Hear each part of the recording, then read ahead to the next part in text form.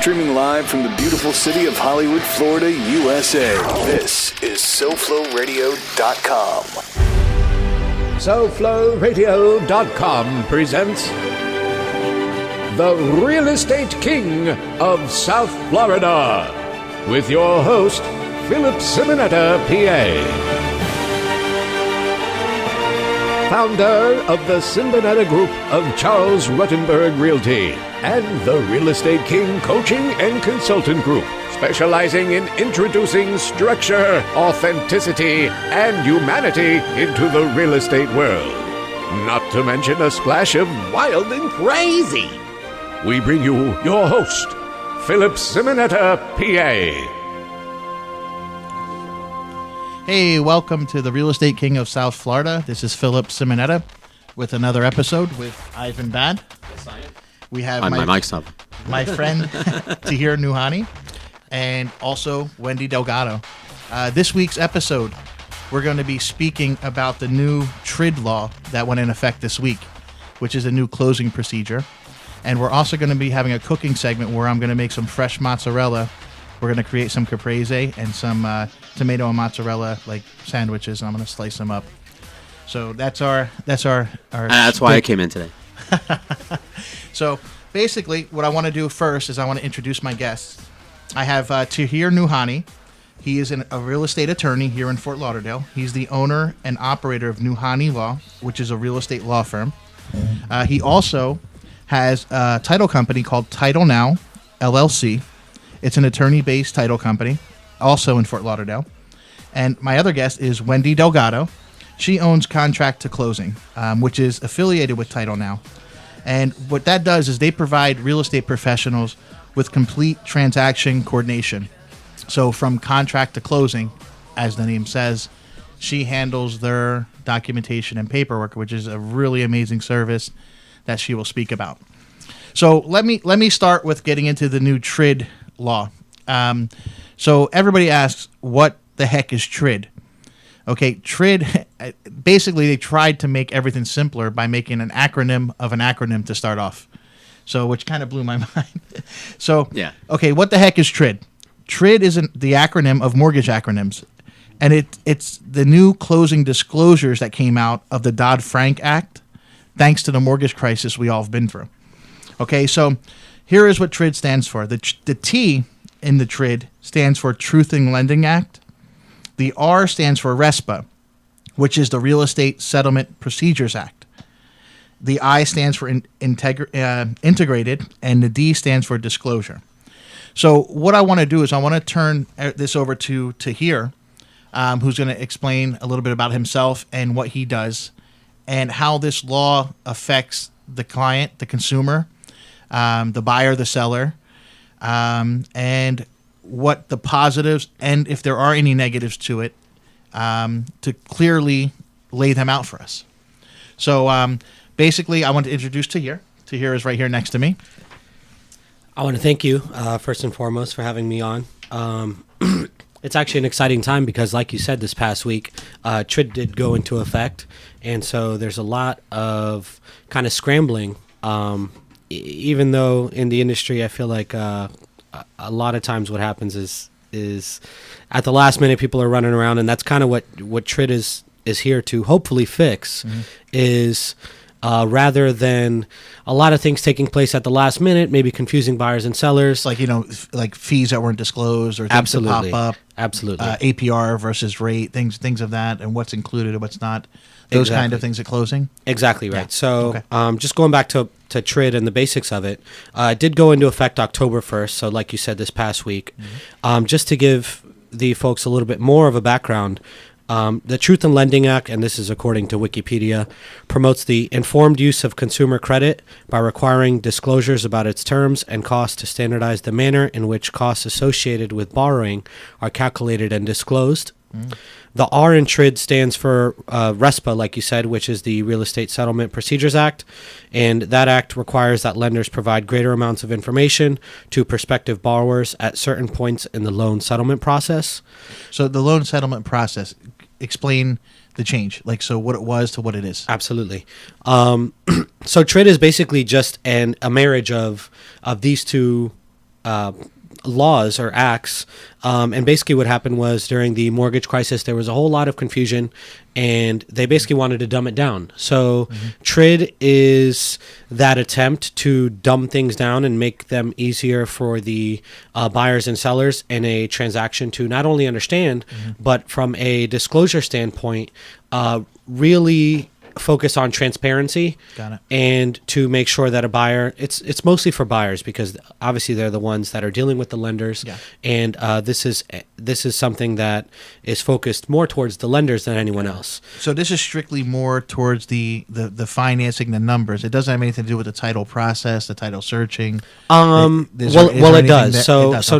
not particularly with the title process as far as the title search, but I'll go a little bit more into how that affects us as the title company, and how maybe TRID affects what we do on a day-to-day basis. And not only myself, but I'm sure Wendy will tell you more of the same. But the big difference to a closing process, as far as the title company that handles the closings, is really the disclosure period.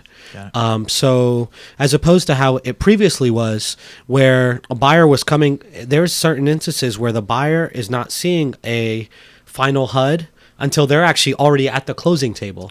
And so that's when they're getting to review their final numbers. Which to me was always amazing because, the HUD, the figures on the HUD, everybody knows the figures from day one. However, it was never presented. Like that could be presented right away. Right. There's no reason to wait, until you get the closing docs to prepare the HUD. I mean, yeah, you need that to get it to the penny, but you don't know the escrow. Well, you do know the escrow to the penny. You pretty much know all of that. You just don't have the bank fees and the origination costs until they confirm them. But if they confirm them ahead, you can prepare the HUD within 2 days of contract. Really, of course. And like you said, it actually just expedited that. It just there's no reason for it not to be.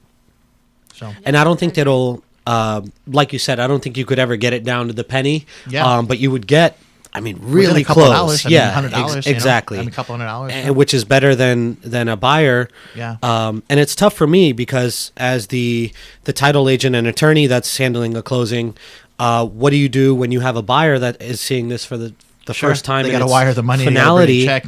Something's not right. Or maybe there's a charge on there that they don't understand or that they didn't maybe agree to, or that's something now it's kind of on my conscience, and it's my responsibility to explain these things to them. So up to this point, I mean, on a refinance, there was always a 3-day rescission. Right. So, but up until this point, till this law went into effect, the buyer kind of got stuck. They either bought the house or they were out of contract and they didn't.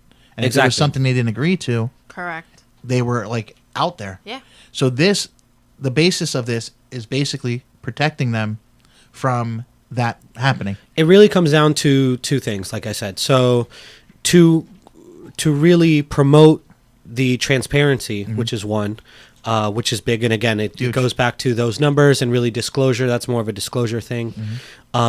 And also dumbing down the actual form that was used. Yeah. Previously, it was the HUD. Now they have a standardized form called the closing disclosure form, which does a better job, I think, of breaking down the charges for buyers and really itemizing things on the settlement statement so that they know exactly where their money's going. So the HUD doesn't exist anymore; it's gone. Exactly right. Well, no, that's not completely true. Okay. Because the closing disclosure form is typically only going to be enforced when lenders are involved. Okay. So on a cash deal, would still use the HUD. Is it all purchases too? Is it second homes and vacation homes? It is, yes. Or is it just? It's not just not primary residences. Okay. No. Any purchase transaction. Exactly. Commercial as well, or just commercial as well. Okay, great. So it's really aimed towards the lenders and creditors. So if you do more than 5 loans a year, if you're a lender or creditor, you are obligated to abide by these rules and have all these things in place, which some of the things are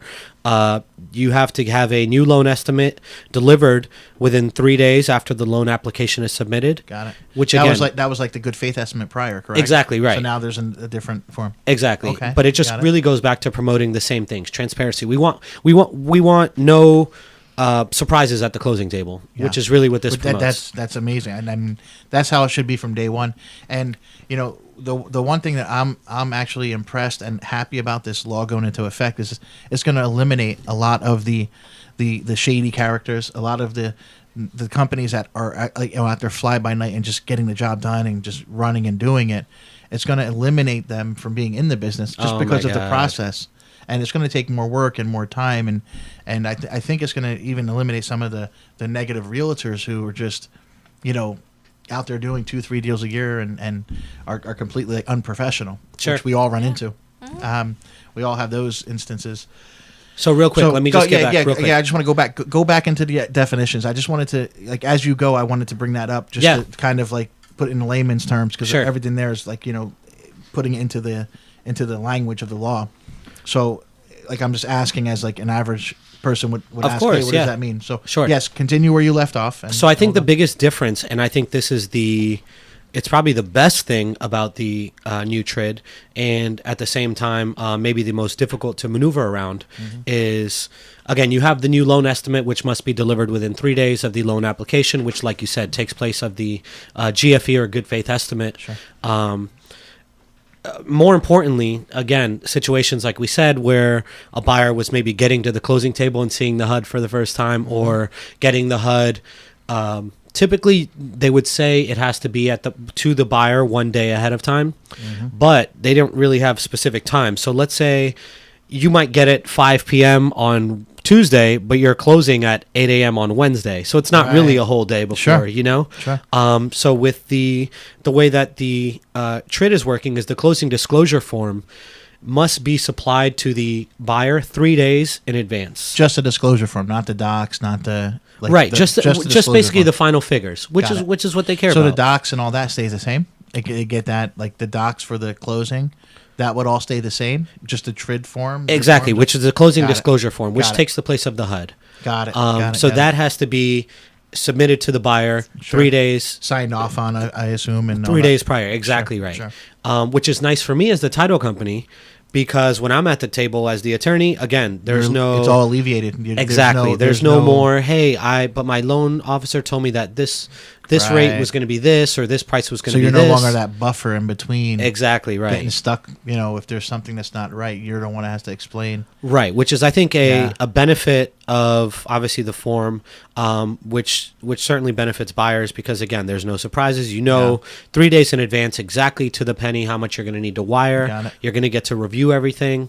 And, again, there's not going to be any surprises, because what happens is that, and it might not seem like a big deal, but you're at the closing table and a fee is maybe a couple $100 off. Sure. You're already at the closing table. You really want that house. You can't redraw the docs. Can't go through. Yeah, exactly. Sure. You're not going to probably make a big deal out of it, which I think is completely unfair. Yeah, I agree. So eliminating that whole aspect, even if it's off by a couple bucks, I've seen that happen all the time. Sure.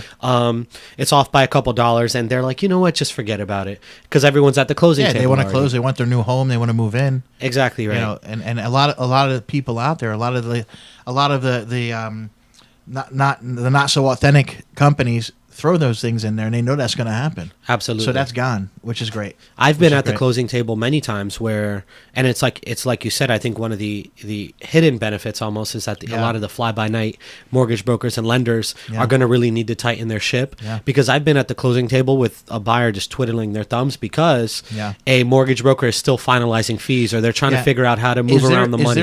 Is there any if this thing happens, and is there any recording of issues now?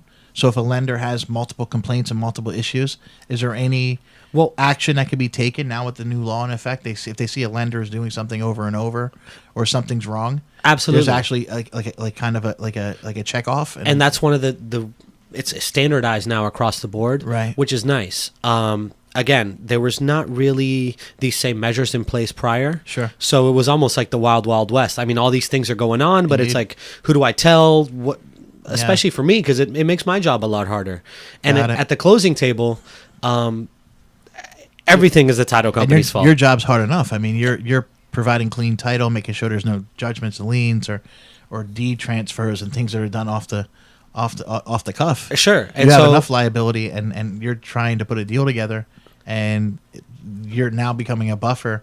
because of somebody who was either unethical or maybe they just made a mistake and didn't disclose a fee. I mean, it could happen. Absolutely, that's what I was going to say. It's not always a bad thing. A lot of times, it's not even unethical. It's maybe just a lack of being on top of their buyer as far as just explaining certain fees to them so that they understand. Sure. And a lot of times, at the closing table, I mean, I have a HUD that was approved by the lender, but I don't know what fees went into. Yeah, you just know it's approved by the lender. You don't know what was disclosed. Sure. And so it's tough for me when I have a buyer that's sitting across from me that says, hey, this origination charge, I was told it's going to be X, but it's showing as Y.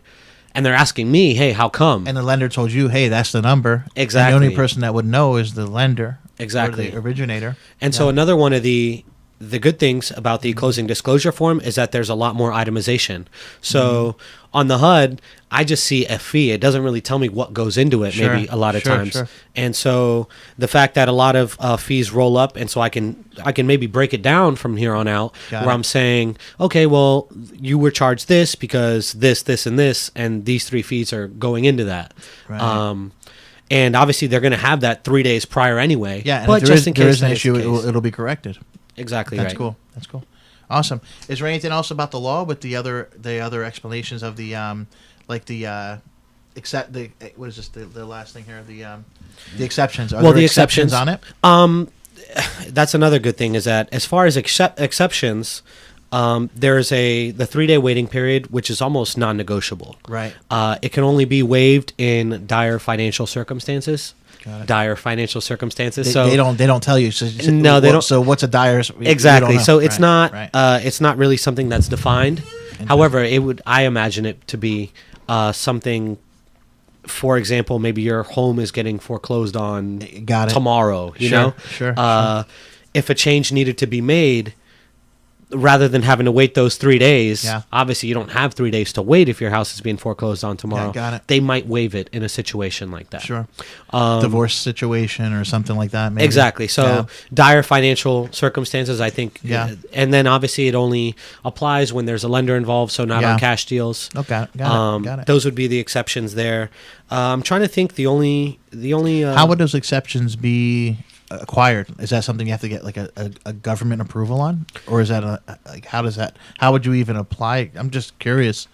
Somebody's in a situation like that and they need to get an exception. Who do you apply to for it? You know what? I think that's something that is the lender would need to kind of get approval on prior. So to go above them, the lender would handle that. Exactly right. Okay, got it. So I think one of just kind of getting into, obviously I discussed all the pros. Sure. It all sounds great.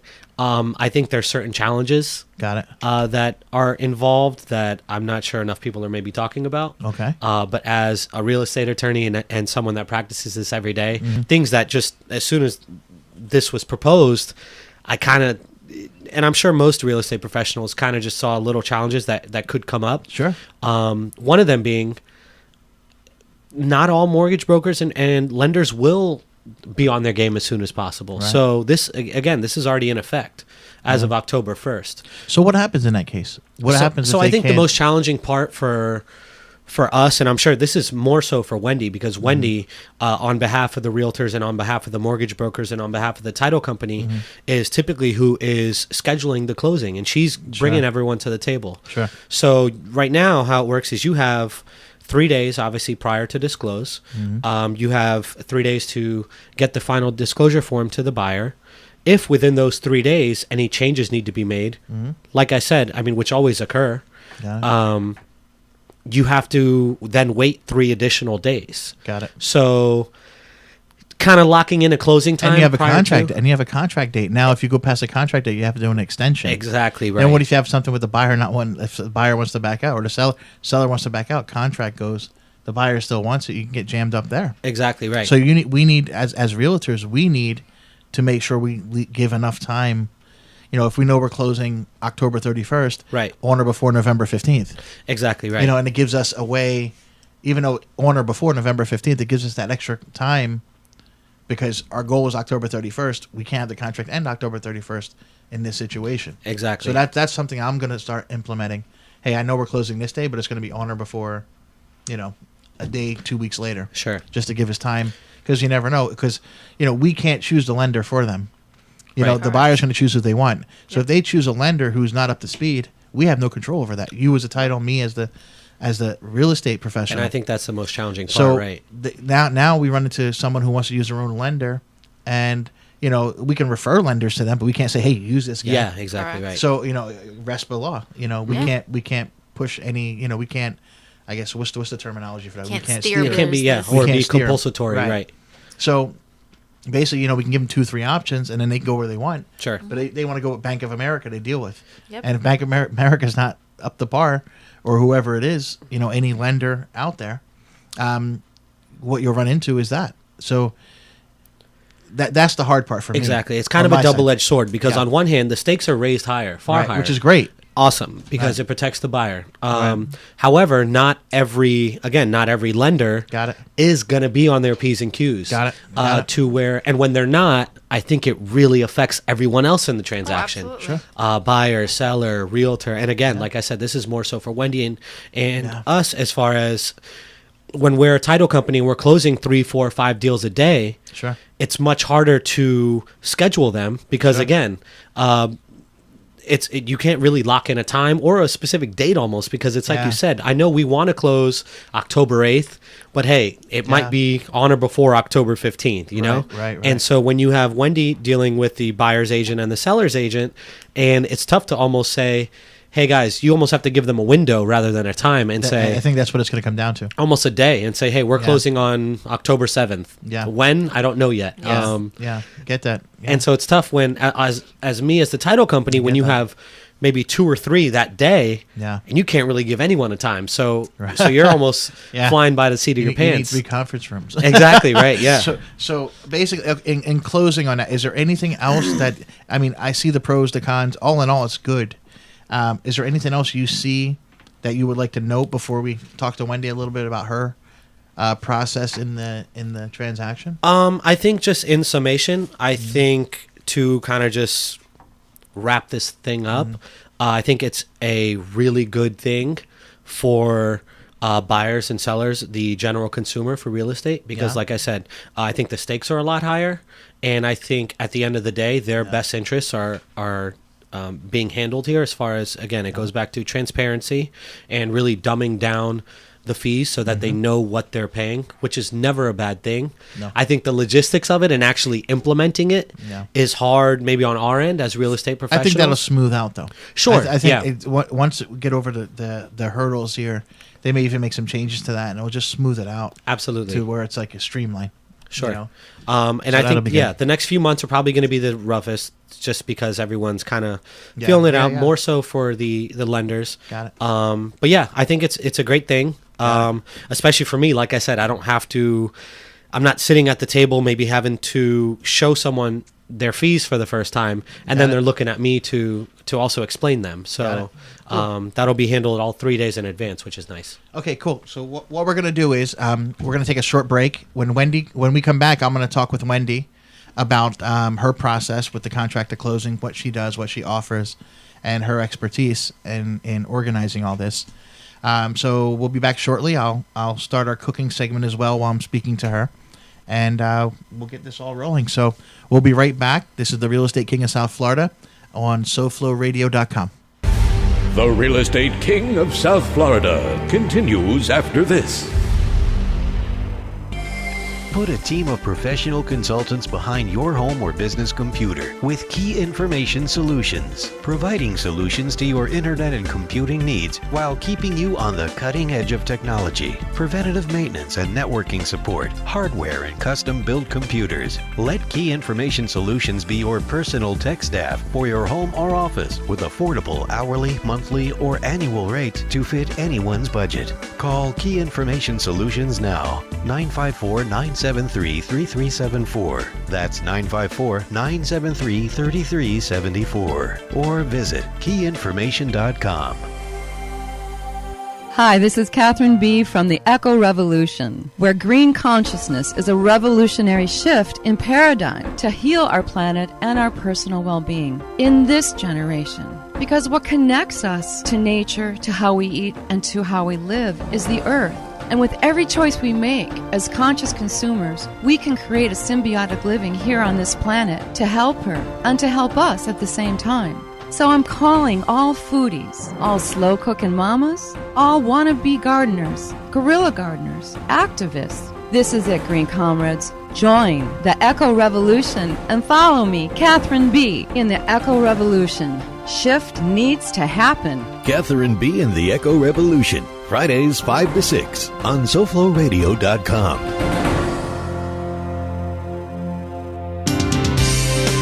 Are you sick and tired of the real estate unprofessionals? Good, so are we. Visit us at agentofluxury.com to see how we can help you. Now, back to the Real Estate King of South Florida. Hey everybody, welcome back to the Real Estate King of South Florida. This is Philip Simonetta once again with Tahir Noohani and Wendy Delgado. What I wanted to do in the beginning of this segment, I just want to explain what we got here and how we're going to start. What do we got? Making the process of making some fresh mozzarella. So what I did prior to setting up here was to take my milk curd and I sliced it into even quarters. What does that taste like just by itself? It's just like milk. It's yeah? Like, right. It's just basically milk turned into curd, and right. it's just harder. And looks good. Looks so like... I sliced it into even pieces. Okay. Don't eat it. It'll be really bad. I mean, it's really... Go ahead, try it. Go ahead, try a little piece. There's nothing. It's like hard milk. There's nothing to it. No. Not bad. I can put that on a cracker. So basically what we're going to do, I cut these pieces up evenly. And you take about, I would say, 1.5 gallons of water in a pot, 2 separate pots. And use about 3/4 of a cup of salt in each pot.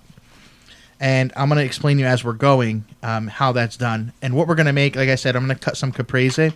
And we're also going to make a little bit of like tomato and mozzarella, little sandwiches just for us to nibble on. So before I do that, I want to introduce Wendy Delgado with Contracts to Closing. Yes. And I want her to talk a little bit about what she did. It's her company. She founded it and created something that was needed in the real estate industry. So Wendy, take it away, and let's talk a little about what you do. Thank you, Phil. So basically, like Phil said, I am the owner of Contract to Closing, and basically what I do is leverage time for agents, basically allowing them to obtain more business and grow their business. The way we structure Contract to Closing is the agents send us the contracts from the moment that the contract gets executed, and we do all due diligence of the contract. By that meaning is we schedule inspections.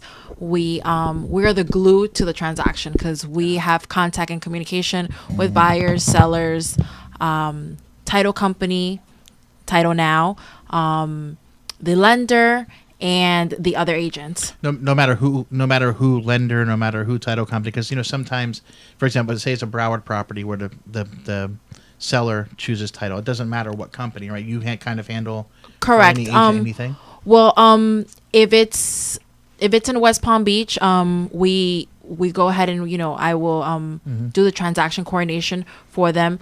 Basically, Title Now has ventured with Contract to Closing, and That's great. Title Now we're under their umbrella, and we're their transaction coordination department in That's there. awesome. So basically, it's everything under one roof. So the agents are only calling and getting their updates in reference to the entire transaction, whether it's they need an update from their lender or whether it's that they need an update from the title company. They're all calling only one place. So now, do you update the agent or do you update the client, or does we update everybody? Everybody. So that's Okay. why I say we're the glue to the transaction, awesome. because we are communicating with everybody in the transaction. So it's all real time. You send something to one. It is boom, all they real get it. time. I That's mean, great. in most cases, we're even communicating, with the inspector, with the appraisal, because we are that person. We are coordinating the transaction, so we have contact with everyone.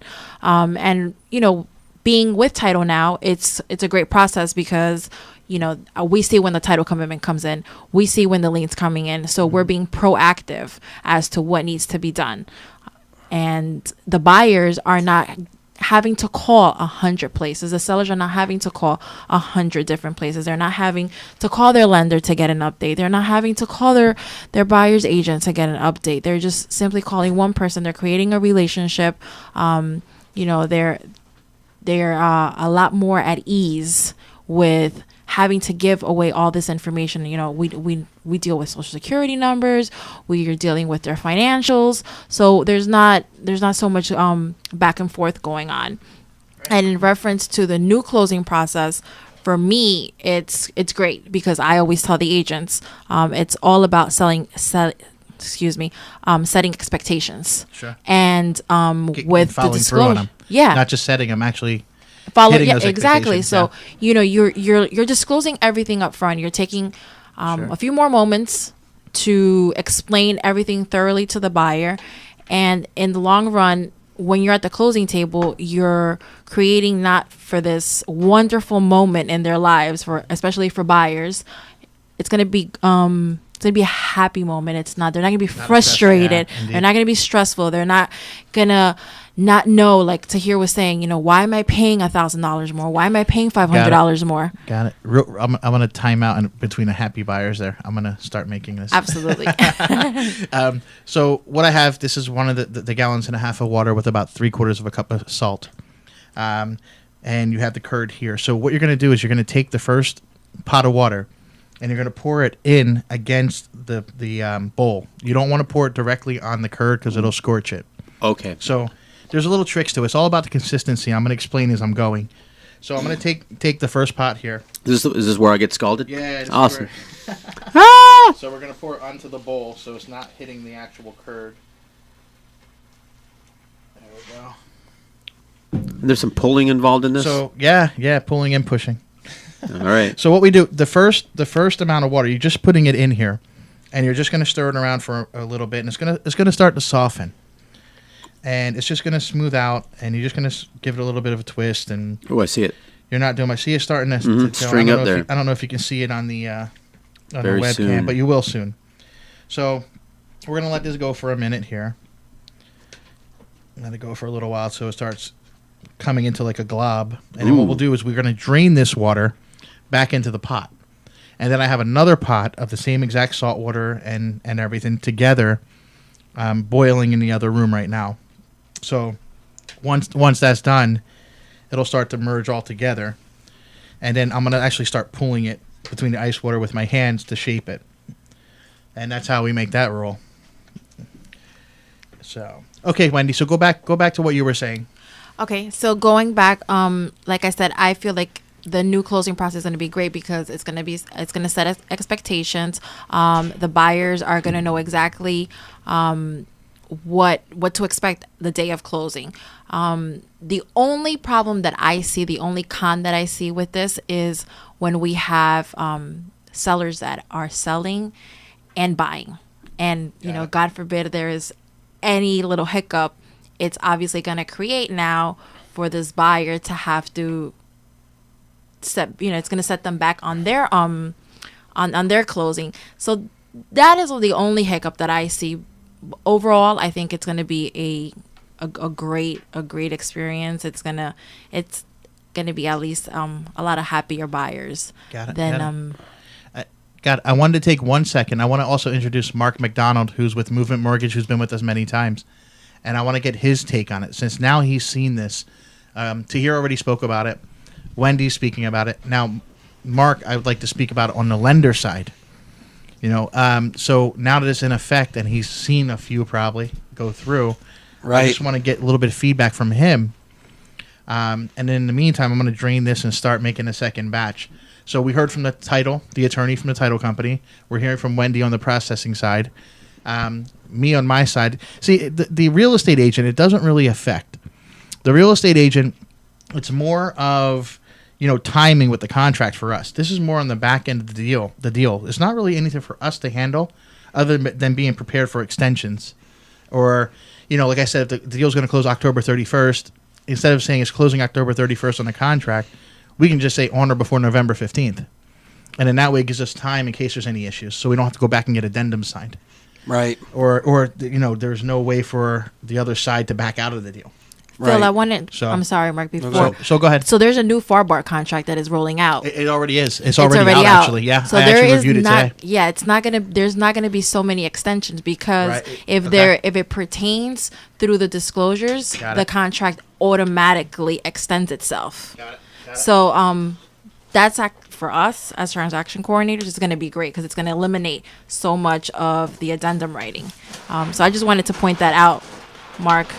Yeah, no, I appreciate you guys having me and getting an opportunity to kind of share what we're doing so unique and different at Movement. But yeah, as far as how it works on our end, it doesn't change our already awesome 2-week closing process, because what we're going to do is send this closing disclosure at mid underwriting review, which is about halfway into our process, about 7 days into our process. So, and we made a business decision, and this is where I'm asking all the other lenders to step up to the plate and eat the cost like we're going to do if it changes. Because in my opinion, it's absolutely ridiculous that we have an entire industry when we know what the purchase price is, we already know what all the costs are at the beginning, that seriously, we needed a law to be able to tell the consumers more than 3 days ahead of time to close a loan. I think it's ludicrous. I'm so glad that this is in place. And I think all these other Yahoo lenders out there that extend closings from 30 to 40 to 50, 60 days out, they can't even close a loan in 30 days in the normal process. God forbid that they try to figure out what the costs are if they started at the end. So what we're doing is we already know what the costs are at the beginning. Right up at the front, we're getting the pre-HUD from the title companies, and we're already calculating from the day that we get the contract, working on the numbers. And then what we do is we wait about midway to see if there might be any other additional changes or any other receipts that come in for a pest inspection or something else that might be needed for the loan. Our appraisal already been, so we got all those numbers. And then we're going to send out the closing disclosure, and guess what? We're going to eat the cost if it actually changes as a lender. So we don't have a time frame that we have to worry about with all the other lenders starting the process at the clear to close, which is basically 30 days in. So if you're a real estate agent, I'd like to disagree with you. I'd say that as a real estate agents need to get involved with who their buyer's lender is and say, you know what, this lender, this bank, this person starts their closing disclosure at clear to close, which is at the end of the process, which is going to cause it. So I think that realtors need to step up. We actually had that conversation just before you came in about how we're trying, we can recommend lenders, but if they want to choose their own lender, we got to make them aware of that and then contact the lender directly to discuss that. Yeah, but I think sellers are going to get more involved and say, no, not agree. that lender. I think so. So, I mean, once it gets determined who's good, who's bad, you'll see blogs, you'll see it all over the internet, Yelp, this thing, that thing. I agree with you. Yeah. But see, it's going to take some time to get through that, we've done a lot of transactions together and use other lenders.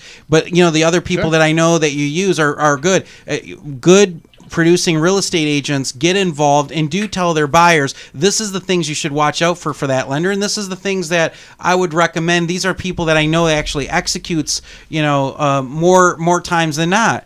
And what I think the industry needs to do is real estate agents needs to get more involved. They need to let their buyers know that lender will start their clear to close at the end, and then they're gonna, and I'm sure you had mentioned it, they're gonna actually mail it out at clear to close, which is a 6-day process, not a 3. And so what that does. So what do you see as the downside of that? I mean, the downside of that is going to be time, right? Contract wise. Well, I mean, lots of things. So you got a lock that's industry standard is set for 30 days. Sure, that's a big. So now who's going to pay that cost? And God forbid that changes. And then if you're doing all the numbers at the end of the process, that's an interesting thought. I never thought about that because that's controlled by the market. Yeah, and that changes APR if you're charging a borrower for an extension on a contract. Yeah. And, what's their solution for that? They had to know of that being a problem. They reset. Well, from we're going to see you can't change the markets. Once you lock a rate, that rate's counted, the lenders are going to have to eat the cost, and then I think that there's going to be a lot that's going to be played out, and we're going to really see that this market and this new law is going to separate the good lenders from the bad ones that are either organized or not. And so I'm very excited about it. I've been waiting. I've been begging for it. I've been waiting for it. I was depressed that they actually extended it because this was supposed to go into effect, a couple months ago? August 1st, right? August 1st, and now October 3rd. I'm like, no, because, we were ready. And I was ready to dominate market share. Come on, we're TRID ready, and we're closing more than 75% of our deals in 2 weeks. So bring it on, lenders. You don't know how to do your job? Well, then you bring it over here to Movement Mortgage. I love Mark, man. It's actually, I think Mark is exactly right, but it's a lot like we spoke about. I think the biggest change is that more so on the lender side, the cream is really going to rise to the top. See, this is interesting because we had a conversation from the title side, from the real estate side, from the processing, but him from the lender side just totally made me understand a little more, right, of it. On that side, I wasn't seeing some of that, especially the rate lock. I mean, that's huge. Well, and I think that there's some weird stuff going on as well, because when they regulated the appraisal industry and they made this management company be the main piece for managing all the orders for order and appraisals, and now the banks are taking control. Most of all your big banks are now taking control of this closing disclosure and all this crap. They can't even organize closing a loan on time. God forbid you gave them the title job too. Right. Yeah. I mean, are you kidding me? I mean, I really right now say to any realtor that's out there listening, be afraid. Be very afraid of who your lender is, and God forbid your buyers thinking that they're going to get a good rate just to get screwed on the back end when they have to extend it 3 or 4 times, and every time they do an extension and charge them, they're going to have to send out another closing disclosure. Oh, God forbid, now they have to mail it for 6 more days. All you realtors that are afraid, come work with me. I got it. Don't worry. With the real estate king who will step up and actually tell their buyers like it is so that they can make a better informed decision. So what do you guys think about this mozzarella? It's coming together. Oh, it's It looks really exciting. Delicious, yeah. Getting ready to I can barely focus. How yummy it looks. So we're almost there. Making a mess though. And what is Ivan Bad? What do you think What? about it as on the outside? He's been speechless because he's seen me About make the a mess. mozzarella, right? No. Because I'm gonna have to listen back to this show to connect all these dots over here.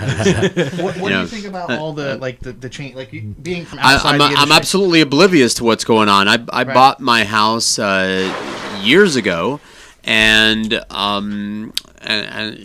by that I mean I paid for my house years ago. My ex-wife actually was the one that did everything. She wanted it. She went and found it. I showed up and signed, and my signature changed through the process. I just signed documents, signed checks, signed, and then started moving. So what I'm doing? So I have no idea. I don't want to interrupt Ivan, but what I'm doing here, real quick. Besides unburning your hands, unscalding your hands. So what you have to do is you have to have ice water, and you have to soak your hands into it before you touch the boiling water, and you have to go back and forth, or you're going to burn your hands. So that's what I'm doing. That's how I bathe. Actually, I saw Houdini do it once. I was wondering what you're doing. You're just sticking your hands in there like that's boiling water. That's boiling water that he poured in there, So and he's squeezing it with his with his mitts now. It's amazing that I haven't gotten. It's all about the consistency, right there. And I've you never can take seen. it. I've never seen give it a somebody twist. make mozzarella. I see way- juice squirting everywhere. So if those are the Ivan's curds, is that the ducking. whey over there? Is that what that is? I turned it into the mozzarella with the flavor, with the sugar water or with the salt water, and by putting it all together here, and blending it evenly. Yeah, you get the smooth consistency. I wore the wrong. I have goggles actually, and I put these on instead. I should have really put my my swim goggles on, the goggles with the windshield wipers on them for this. I should probably close the laptop. But I'd like to talk would to be you the about first time. something on this closing disclosure that I love it. I think it's the best thing. It's like the best document. But again, I don't think they had a lot of input from the people actually doing it out in the field, or does this anything. So imagine this: buyers and seller, or mainly the buyers and the real estate agents and the title companies. We need to change a fee, and they're not numbered because we use the HUD closing statement, and everything was numbered. So the 800 right. section would be this would be. So you'd be able to say, hey, we need to change line 803. Now Like, I'm like, okay, you see on page 3, the third item down From the left, yeah, on the exactly, left yeah. side. We need to change that number. And so, there was a little bit of retardedness on the organization of it, but the content of it, I think, is pretty good. But it'll be interesting how we all communicate with each other to make corrections. Oh, yeah. Or explain it to a buyer if you're not in front of them. Oh, God. That'll be interesting. That is going to be a whole show in itself. That doesn't really seem like too hard of a thing to implement. I don't know why they didn't just have numbers. You're talking about the. Oh yeah, I got you. On the closing to disclosure be able to form. reference. I thought you were talking about making mozzarella. I was gonna say, yeah, I saw you look down. No numbers on your mozzarella. No, the trick to the mozzarella is the consistency. See, if you let it go like a minute too long, it's like bubble gum. And if you let it go too soon, it's like eating feta. It's like airy and not right. I have the best seat in the house. So- I'm fascinated right now. So you have to. That's hot. This is kind of like a cooking show at the Seaquarium. It's Like I saw Hugo and Lolita, and wore the poncho. And this is kind of like it's all about spinning it like that. But and that getting didn't make it me soft, hungry. And then you got to twist it, and then you can actually. There's things called burrata that you can roll this out, and you take a cream made with ricotta and put it in, and wrap it, and then you can also stuff it. I stuff it with meatballs. Ooh. I'll make homemade meatballs with no sauce on it, and stuff it with the meatball, wrap the mozzarella around it. Oh, put that the sauce on sounds so top. good. And you can stuff prosciutto and basil. You can do so much with it. So this is just a simple thing I was making. Try to keep it simple for the show. Beautiful. So that's that. Okay, so All right. what we're gonna do is we're gonna take a 5-minute break. I'm gonna clean all this up, and then we're gonna come back, and we're gonna close out, talk a little bit more about the trip. I mean TRID. They should have called it trip. Exactly right. So anyway, we'll be back in just a minute. This is the Real Estate King of South Florida, Philip Simonetta, coming from SoFloRadio.com. We shall be right back with more of the Real Estate King of South Florida. Hi, this is Zaina Dagaya, and I'd love to share with you about my good friend Nicole of Legit Fitness in-home training and yoga. She's a certified yoga teacher, and she's an amazing and experienced trainer that can design a program to fit your specific needs and goals. She's so cool. She's super committed to making fitness and health fun and accessible for everyone. Plus, your first week is free as a new client. Here's how you set up your first session. Either call 305-335-5590 or visit www.getlegitfit.com. GETLEGITFIT. Getlegitfit.com. 305-335-5590. Do it now! The most important online See? radio station. It's in easier the than world. ever to listen to SoFlo. On the air and everywhere. On any computer, any mobile device, iPhone, iTouch, and anywhere you are, just hit SoFloRadio.com. Tell your friends about South Florida's radio network, SoFloRadio.com. Strawberry patches, smoothie. Get your hands off me. Huh? I said don't touch me. I shouldn't have went to that party last night. Now I'm seeing talking fruit. You're not dreaming, Bubba, and you're not putting me in that blender to do. But you're just a fruit. Who you calling a fruit? You are. You're a delicious passion fruit. Why, sure, I'm passionate. How would you like to be blended, huh? I got right, you know. Customers waiting. You gotta go. Yeah, but wait, you can... At Power Smoothie in Aventura, we show fruit no mercy. Always fresh, always delicious. To make the best smoothies and wraps on earth. Try our new cilantro lime-alicious wrap or our hot chipotle chicken. Power Smoothie in Aventura, located just north of the Aventura Mall in the Promenade Shops. Or call 305-792-5338. Open 7 days a week. Here's the latest ratings you asked for. What is this? Where did all our listeners go? SoFloRadio.com. SoFlo, what channel is that on? It's online, sir. It's Wi-Fi radio. Oh, I see. But what channel is it on? Put your business on the leading edge of media advertising with the SoFloRadio.com network. Unlike antiquated AM or FM radio, your professionally produced 30 or 60-second ad will be heard live on SoFloorRadio.com during the day and will be downloaded thousands of times a day on SoFloorRadio.com, as well as being heard on our free podcasts on iTunes. Wi-Fi radio and Bluetooth are now available with BMW, Ford, GM Cars and Trucks. Don't get left behind. Contact SoFloorRadio.com for details and our very affordable rates. SoFloorRadio.com. Stay ahead of the game. Are you a realtor who's lost and confused? The Real Estate King coaching program is your solution. Visit realestatemarketingcoach.com and find out how. Now, back to the Real Estate King of South Florida.